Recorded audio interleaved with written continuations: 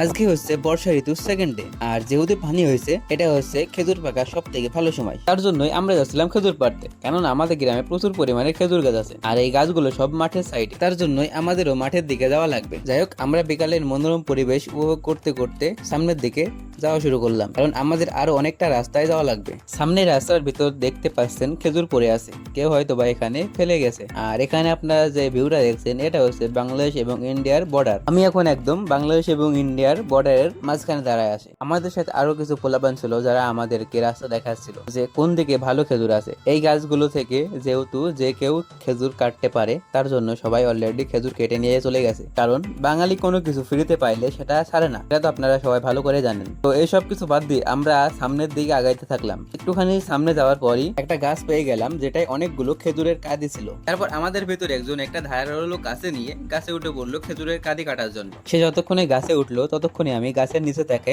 একটা পাকা খেজুর নিয়ে খাওয়া শুরু করে দিলাম। আসলে গাছ পাকা খেজুর খাওয়ার মজাই আলাদা। আমাদের ভিতরে যে গাছে উঠছিল সেই খেজুরের কাঁদি কাটা শুরু করে দিল। এরপর আমি গাছের নিচে বেশ কিছু পাকা খেজুর পড়েছিল ওইগুলো এক জায়গায় করছিলাম, আর এইদিকে অন্য একজন এসে আমাদের খেজুরের কাঁদিগুলো নিয়ে রাস্তায় যাচ্ছিল।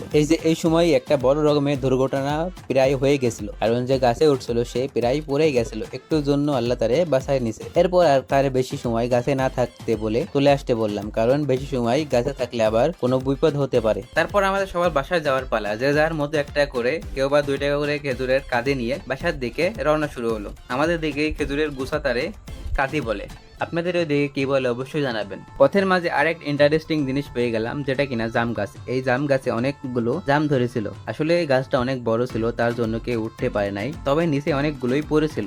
আর এর ভিতর থেকে একটা নিয়ে টেস্ট করে দেখলাম কেমন লাগে, যেটা কিনা আমার কাছে ভালোই লাগছিল। তারপর সবাই মিলে আড্ডা দিতে দিতে চলে আসলাম বাসায়। আজকের জন্য এতটুকুই। নেক্সট ভিডিও আসা পর্যন্ত আল্লাহ হাফেজ।